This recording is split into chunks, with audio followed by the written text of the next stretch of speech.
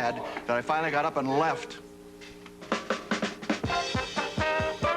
Tonight, almost live, it's America Tonight. 30 minutes of TV on the UBS network. Located on the UBS Broadcasting Mall in Alta Coma, California. The unfinished furniture capital of the world. With Dr. Wendell Healy. With the world's oldest surfers. And a special appearance by Miss Connie Stevens, whose name has been linked to Barth, mostly by Barth. Anyway, with the music of Happy Kyne and the Mirthmakers, and me, I'm Jerry Hubbard. Hi, everybody. And now here's your host and mine, Mr. Barth Gimble.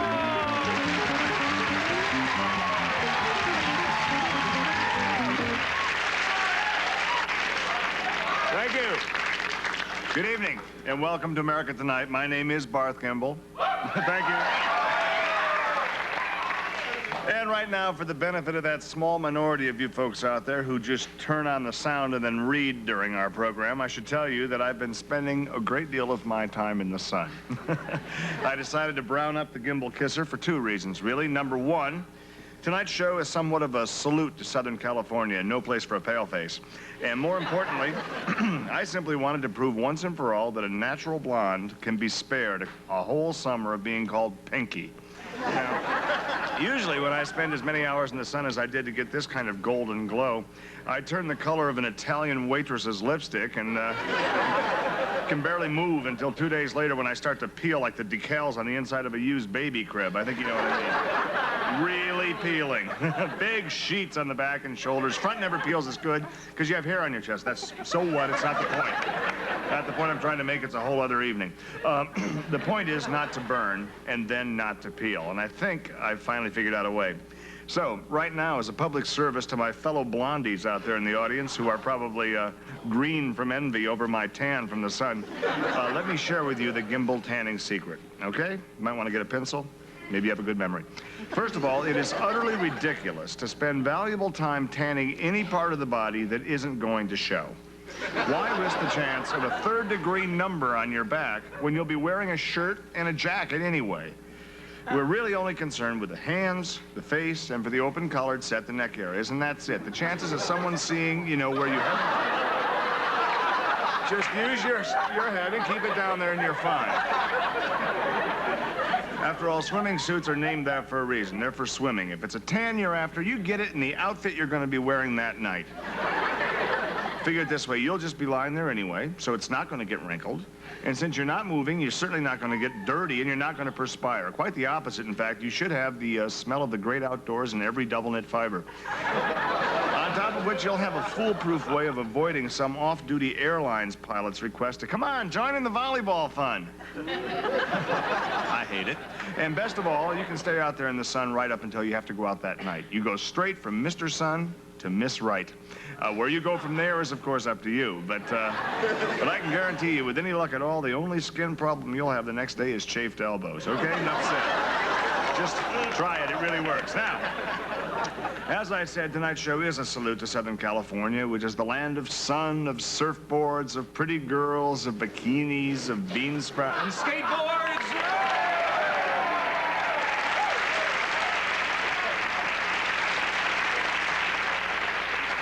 I'm the star of the show. I'm Jerry Hubbard. Jerry. Hi. Ladies and gentlemen, my co-host and announcer, Mr. Jerry Hubbard.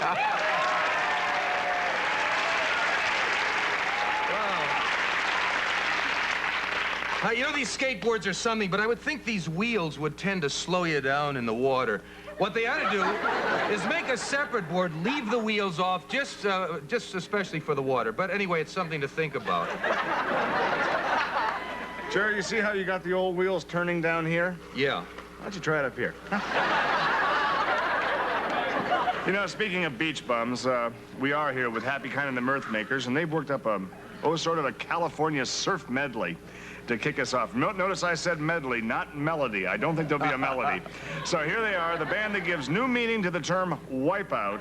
Please welcome Happy Kyne and the Mirthmakers. Okay.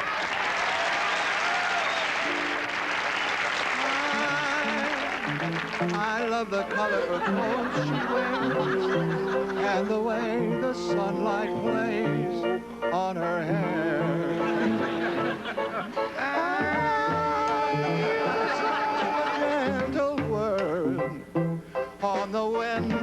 lifts her perfume through the air. I'm picking up good vibrations. She's giving me good vibrations. I'm picking up good vibrations. She's giving me excitations. I'm picking up good vibrations. She's giving me excitations. I'm picking up good vibrations. She's giving me excitations. Well, she's got her daddy's car and cruised through the Hamburg stand down. Seems she forgot all about the library like she told her old man now. And with the radio blasting goes cruising just as fast as she can now. And we'll have fun, fun, fun till the daddy takes the keyboard away. Well, the girls can't stand her cause she walks and down like a lace now. She makes the Indy 500 look like a California tonight, you know, and since we've moved out here to California, I can't actually help but notice that the beaches here are always jam-packed, not just with picnickers or bathers, but with surfers. There's a whole bunch of them. Yeah, you know, with your blonde hair, you could pass for one of those California surfers. And that's a great way to meet girls, too, huh? How about it? Come on, don't be modest. It's fun. That's me, girls. Of course, most of those surfer guys are much taller than you. And a lot younger, at least they appear to be. And also, they're very muscular, you know? No little beer bellies peeking out there. Okay, although that's okay at your age. Huh? But, Enough said. Another thing that's the difference between you and those surfers is you're so darn pale. Maybe what you should just do is get one of those surfboards and go out to the beach once and for all. I think that's enough, okay? Yeah. Just drop it at that. So, we have a big show tonight. Although whatever you do, don't go into the water. You're going to have to wear those long pants because of those skinny legs of yours. He won't wear shorts out here. I understand you're suing your legs for non-support. Jerry. I think that's plenty, okay? And it's always fun to share those things, and we can't tease each other, huh? Yeah. Anyway, my next guest is a professor of coastal studies at the University of California at Malibu. And he's made a sociological study of the sport of surfing. You have anything you might want to add to that about swimming or anything, Jer? But no. Let's hear what the doctor has to say. That's why he's called doctor, I assume. Well, possibly, or because he looks like one. Maybe. You never know around here. It could just be a guy. This guy claims to be Dr. Wendell Healy. If he isn't, he certainly looks like he could be. So let's welcome Dr. Wendell Healy.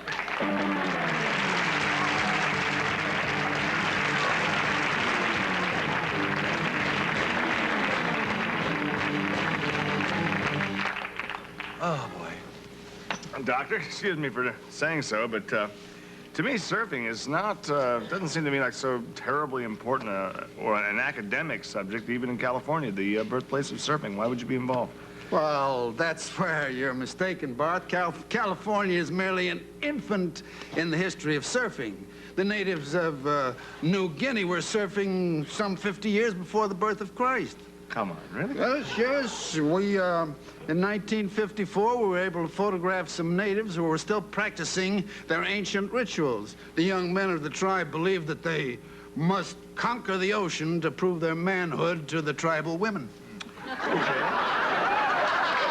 Hey, you hear it all here, right here. So in other words, what you're saying is that the surfing more or less became a mating ritual. Now, I have to ask, how would a ritual like this take place? Well, early in the morning, the young men would gather their surfing boards and put them on their little wagons or woodies. Okay. And at the beach,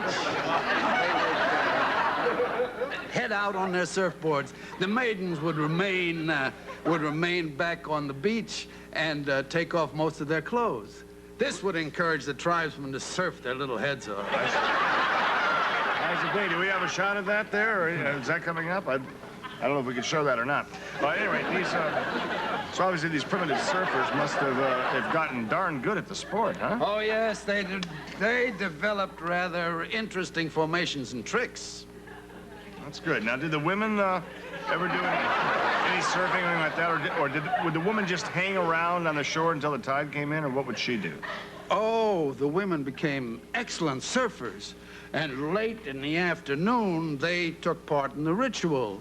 The maidens would line up their little surfboards and more or less display their wares to the young tribesmen. I see. Wow, that's great. They're hanging more than 10 there. Well, the final ceremony before sundown occurs when the previous year's god and goddess surf all the way out and then finally consummate their marriage on his board. The couple It's hard enough for me just to get up on my board. Doctor, thank you.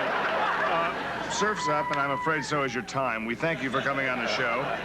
But I think we've talked enough about waves and beaches, and I think we're going to have to cut it off now before our whole audience gets surf bored, if you catch my drift. I feel silly trying to do that to you, a professor, or certainly looking like one. We'll be right back.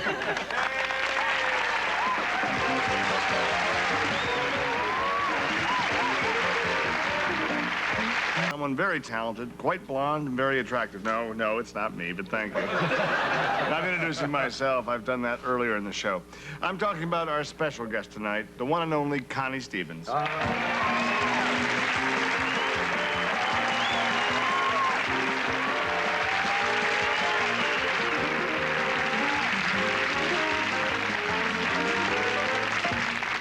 Connie, if I may call you that, we have a little surprise for you. The California special that we're doing here tonight is actually as important to you as it is to us because it's actually a pilot.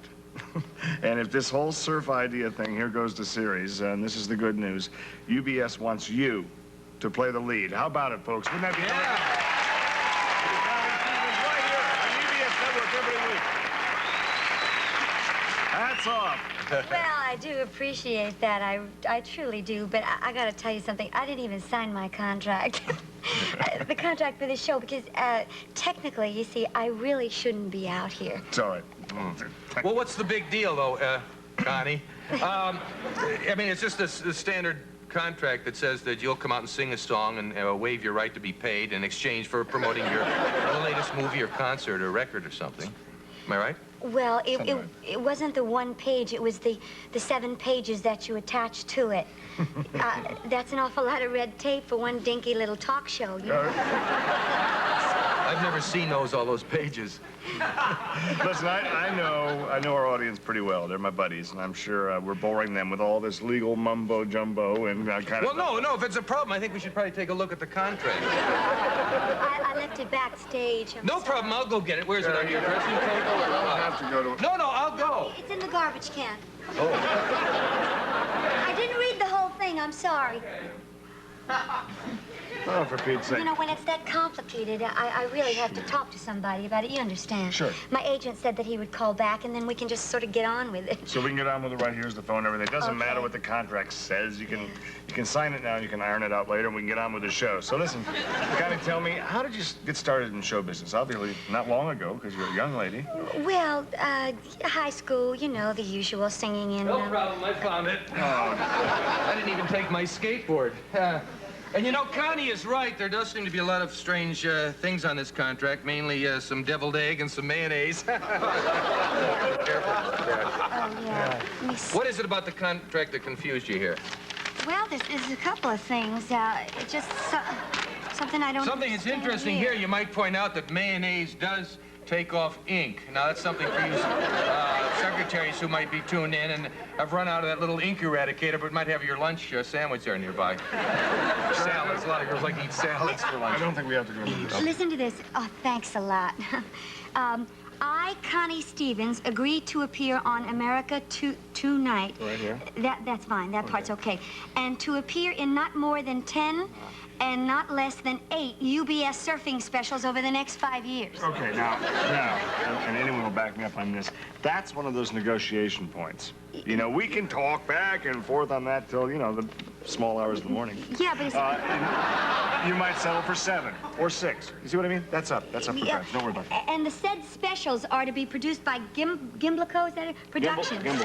Such specials to be entitled the Barth and Connie Good Time Hour. Okay, and there There again, the title's right off the top of his head right here. It could be the Connie and Barth Good Time Hour. Maybe even Stevens and Gimble. Maybe even Connie, Barth, and Jerry. Who knows? No, that's not negotiable. This is part, I like this part.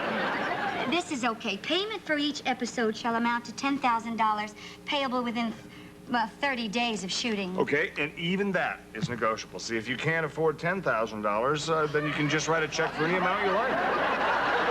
We're fair guys, okay? We'll try to cut corners on wardrobe or sets or something like that. Don't worry about it.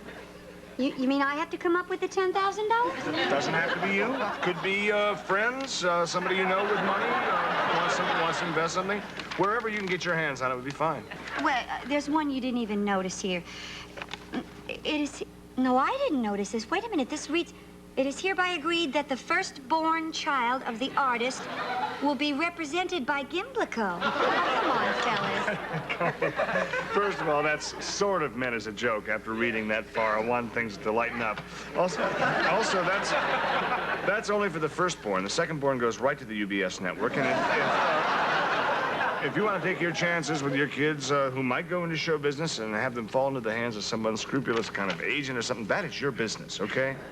I hope I have enough mayonnaise to get through this thing.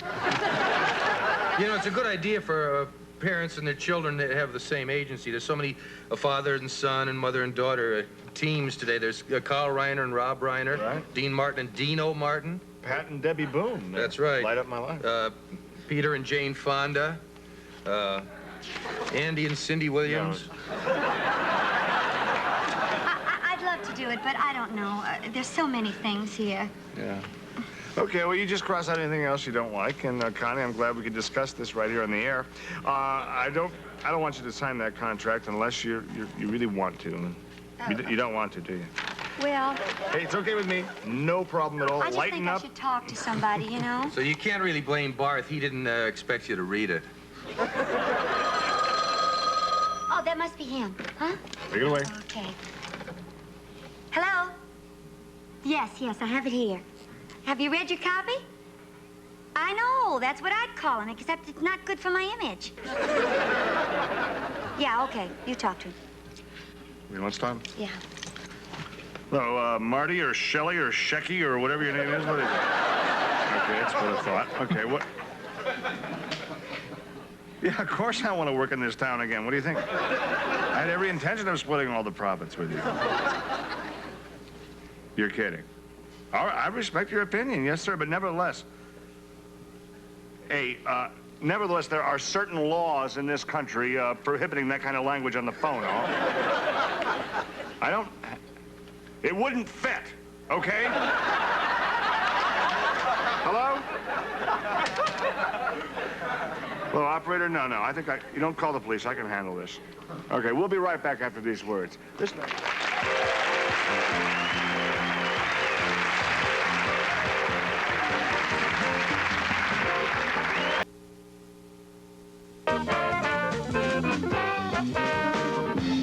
Thank you. We're back, and I'm happy to say that Connie here was able to come to an agreement with her agent that will allow her to do a production number. Very pleased about that. And I think we're all relieved that it doesn't have to be done over his dead body as he was originally indicated. Yeah, do you have a place for this now? Right, this is part of the agreement we came to.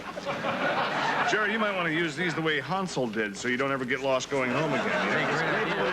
Especially on a skateboard, these things would take you where you're not even going. That's right. Now you can at least know where it was you shouldn't have gone by going back the same way. Okay, fair enough.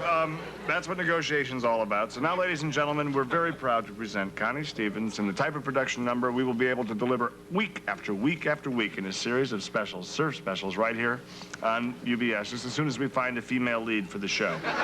If you are in our audience and are young and attractive, approximately Connie Stevens' size, do not have a lawyer, please call us at 555-5624, and we'll work out the details. That's 555-5624. We'll work out the details. In the meantime, to wrap up our California special, here's Connie Stevens with our own Happy Kyne.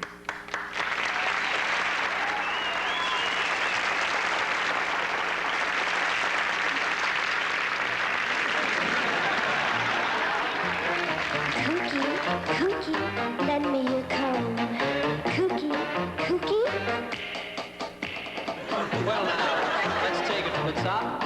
some wheels.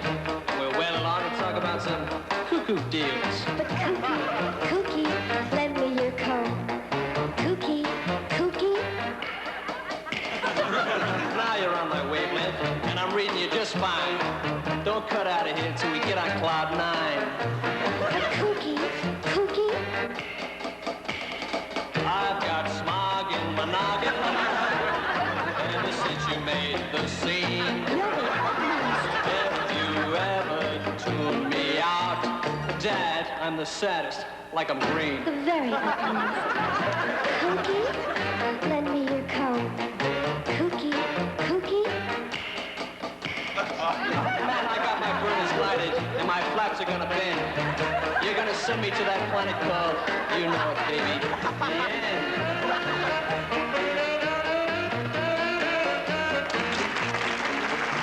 Tonight, some members of our studio audience will receive the following classic curves from Dittos that Feel the Fit Company. Pants to make every woman feel beautiful. Sizes 3 to 15 and 8 to 18. And Lillian Vernon's catalog gift certificate, jewelry, gifts, decor, personalized items and things from practical to whimsical, furnished by Lillian Vernon. And Marichon's Ramen Supreme. Rich noodles in a deliciously seasoned broth. It cooks up instantly and makes a great meal by itself or mixed with meat and vegetables. Kookie, lend me your comb. Kookie. Also appearing on tonight's show... Wednesday, July 5th, America Tonight.